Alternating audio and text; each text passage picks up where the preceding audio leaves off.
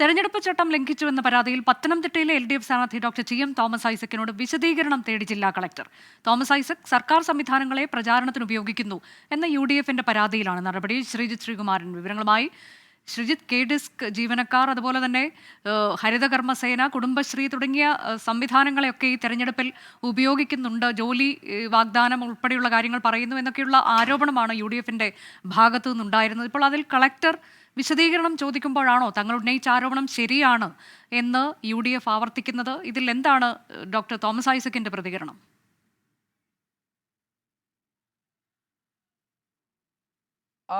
നമ്മൾ അല്പസമയം മുൻപ് ഡോക്ടർ തോമസ് ഐസക്കിന്റെ ഒരു പ്രതികരണം ചോദിച്ചിരുന്നു. അദ്ദേഹം ആ പ്രതികരണം അല്പസമയത്തിനകം തന്നെ ലഭ്യമാക്കാമെന്ന് അറിയിച്ചിട്ടുണ്ട്. എന്തായാലും UDFന്റെ പരാതി വളരെ വ്യക്തമാണ്. കോഴഞ്ചേരിയിലെ വിദ്യാഭ്യാസ വകുപ്പുമായി ബന്ധപ്പെട്ട ഒരു യോഗത്തിൽ അതിൽ അധ്യാപകരുണ്ടായിരുന്നു, വിദ്യാഭ്യാസ വകുപ്പിലെ ജീവനക്കാരുണ്ടായിരുന്നു.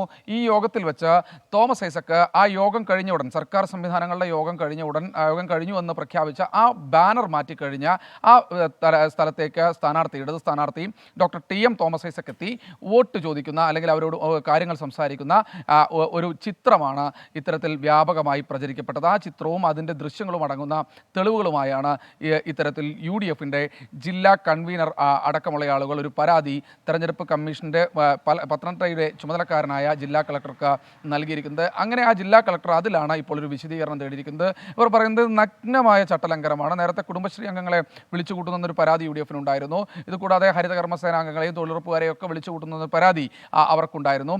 ഇത് ഇപ്പോൾ കൃത്യമായ രീതിയിൽ നഗ്ന ലംഘനമാണ്. ഇതിൻ്റെ തെളിവുകൾ തങ്ങൾക്ക് ലഭിച്ചിട്ടുണ്ട്. അതാണ് തെരഞ്ഞെടുപ്പ് കമ്മീഷന് പരാതിയായി നൽകിയതെന്നാണ് UDFന്റെ ജില്ലാ കൺവീനർ അടക്കമുള്ള ആളുകൾ ഇപ്പോൾ പറഞ്ഞുകൊണ്ടിരിക്കുന്നത്. എന്തായാലും ഐസക്കിനോട് ഒരാഴ്ചക്കകം വിശദീകരണം നൽകാനാണ് തെരഞ്ഞെടുപ്പ് കമ്മീഷൻ പറഞ്ഞിരിക്കുന്നത്. ഇടതു കേന്ദ്രങ്ങളുമായി നമ്മൾ സംസാരിക്കുമ്പോൾ അവർ പറയുന്നത് പരാതി വ്യാജമാണ്.